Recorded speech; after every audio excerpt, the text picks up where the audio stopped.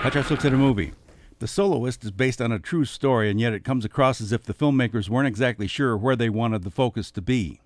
It stars Jamie Foxx as Nathaniel Ayers and Robert Downey Jr. as Steve Lopez, two men whose lives change dramatically when they meet each other and become friends.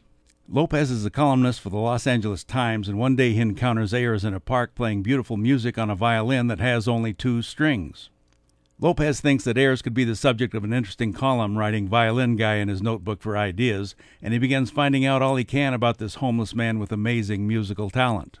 He learns that Ayers had been a student at the Juilliard School of Music but had dropped out before graduating.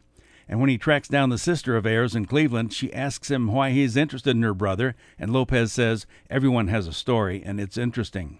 The sister tells Lopez that Nathaniel had become fascinated with music when he was a young boy, and after that there was no more football, no more baseball, just music. She says that was all he did, just music. We see flashbacks to when Ayers was a kid that show his fascination, and also to when he arrived in New York City to attend Juilliard, which also give us an indication as to why he dropped out before graduating. Lopez begins writing some columns about Ayers, which cause one reader to send him a cello that she can't play anymore to give to Ayers because the cello was his first instrument of choice. Lopez involves himself even more into the homeless man's life, managing to obtain an apartment for Ayers, cello lessons for the first time in 3 decades, and even to arrange for Ayers to attend a rehearsal for a Beethoven concert.